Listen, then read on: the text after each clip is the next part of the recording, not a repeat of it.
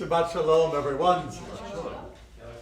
So we have an interesting paradox presented by Avraham Avinu, Abraham, our father. Abraham, in this section of the Torah, is confronted by many of the challenges, the tests, as they are officially known. One of them that I want to talk about first is when he goes down into the land of Egypt. Having just arrived in the land of Canaan, he is faced with a famine, and they take refuge in Egypt in order to overcome that time. And when he goes down, he has a worry. He is worried that his wife, being so beautiful, that the Egyptians will surely kill him and then take her. And so he proposes, not marriage proposal, but he proposes that his wife pretend to be his sister. And that way, he will not be murdered, because they would not want to trouble a brother for the bride. They wouldn't murder him because they could work out some sort of arrangement, but they might very well murder the husband in order to free her up to become part of someone else's harem. And it works out mostly as he expected.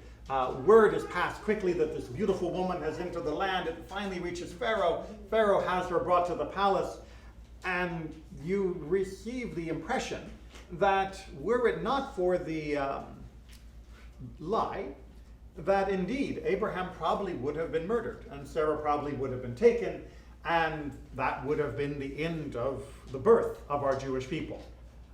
We also get an understanding that without God on Abraham's side, that even the lie may not have been enough to save them, because Sarah would not have been reunited with Abraham had God not intervened. Fast forward a little bit, and we see in this week's Torah portion that Abraham has another similar situation where he needs to go to another country, not as far as Egypt this time, just to the territory of Avimelech, the area known as eventually the land of the Philistines, and there he has another suggestion. He turns to Sarah and he says, "You will pretend to be my sister, and that way everything will be fine." Now, different than the first scenario, he does not check with her before this, nor does he give an explanation based upon the people of Avimelech's character of why this might be needed. Instead, he simply tells her, "This is what we're going to do." Now, in a casual reading, that would certainly make us think that all that's happening here is that Abraham learned the lesson of when they went down to Egypt, and he is reapplying that lesson, so we don't need to go through the rigmarole of Abraham said to Sarah, Sarah said to Abraham, this is the problem, this is what we'll do. We don't need to rehearse all that. We can just go with he told her, be my sister again, and everything would be fine. But that's not the way the Torah works. All of you here, as I'm looking around, are familiar because we've talked about many other examples. The Torah does not simply cut corners when telling a story to speed things up. Yes, it is a short book, and much of that is because of judicious selective inclusion. But when the Torah presents two stories that are so similar and omits details from one in the second version, it is trying to draw our attention to something. And the commentators, of course, leap into this breach to try and explain, to expand on what lessons we are meant to learn from here. And they are quite critical of Abraham.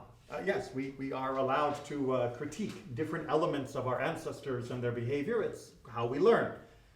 And the critique they give is that, well, it's not that lying itself is a problem. We know that the lie that was told when he entered Egypt was the correct thing to do, that was a necessity given the overwhelming sense of danger and really the confirmation that we saw.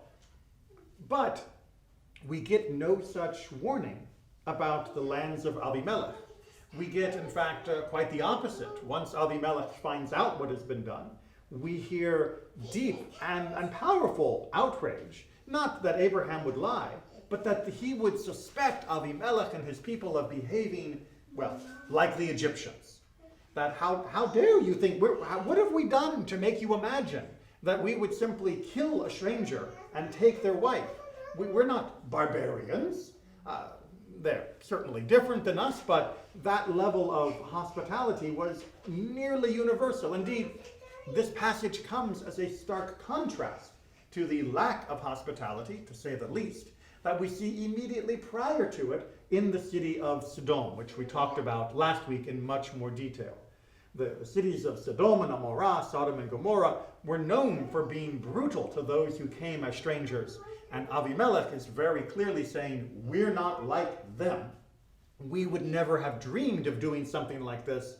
How dare you think this would be a necessary step? But what do you think? Was Abraham right to take that precaution, even though it offended Avimelech and the nation? Was he wrong to lie when there wasn't a great need to lie about this? Should he have trusted in God more, that he would be able to walk into the land and walk out with no problems? Or was he saying, like much of Judaism, while we trust God, that doesn't mean that we deliberately put ourselves in harm's way? What is your opinion? Was Abraham right or wrong to lie to Avimelech in this situation? I believe he was right.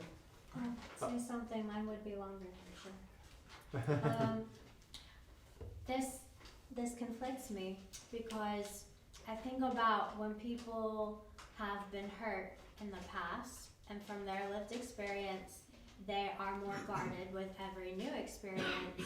And I don't find that to be incorrect, but it's confusing because you want to believe that you can trust everyone, and we are taught to practice judging favorably, but at the same time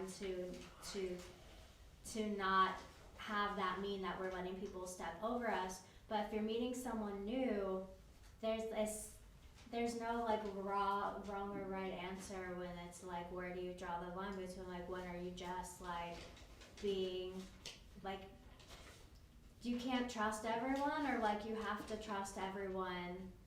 Yeah. Absolutely right. This past trauma, this past difficulty that Abraham faced certainly gives justification to his deception when he comes to Avimelech. Were there other opinions as well? Depends on exactly how much information he had about the location and their customs before he got there. And indeed, as I mentioned, the Torah leaves out the same level of justification and information that it gave us when he went to Egypt, seemingly, say the commentators, implying that there was no additional reason why he should assume that the people of this territory would behave the way he knew the Egyptians might behave. That he was perhaps applying the lesson of Egypt to non-Egyptians incorrectly. And thus, maybe his lie was not justified, and maybe more than that, as Pamela was hinting towards, perhaps it became self-defeating. Perhaps by choosing deception because of his past harm, he was opening himself up for a new problem. That it may seem like it is a safety tactic. I'll just lie like I did last time because that's the safest option. But choosing the lie initially when there's no evidence that this would be a smart move under the circumstances, in fact created tension between him and Avimelech, perhaps between him and his wife, and certainly created more ongoing and continuing problems. It is impossible to say that we should never lie. We know that there are times when we must. We know that there are times when your life is at stake and a lie can save it. But we also have to recognize that to constantly lie, to always look at others as ones that cannot be trusted, to imagine ourselves as being the only ones who could be trusted, is equally going to come back to create harm for you and everyone else around. That instead we have to navigate very carefully. Not an easy answer, I know. I know that many philosophers, such as Immanuel Kant, wanted to say, you should never lie, but that would be a trivial answer to a difficult question. And others who say, lie when you feel like it, likewise are cheapening the morality that they must follow and damaging themselves and their community and their relationships with others. Instead, it depends. And this example between the first and the second is trying to teach us exactly that. Well, we shouldn't sit in harsh judgment of Abraham. We should understand that needing to be able to judge between different scenarios, needing to find our way in tricky moral dilemmas, is part of our requirements. We cannot simply rely on a simple slogan of always tell the truth or honesty is the best policy, when sometimes it is not. But just because it seems like it might be in our best interest doesn't mean that we get to excuse any moral infraction that we happen to think might be useful in that moment. Life is complicated. Relationships are hard. This is what the Torah's lessons of Bereshit throughout all of these chapters is trying to tell us. And as such, we should not expect it to have come very much different in the last 3,000 years. Life is still difficult, relationships are still hard. But at least we have the example of those who came before us. At least we have a community that can talk about this. Hopefully we can navigate it without quite as many bumps and bruises. Shabbat Shalom.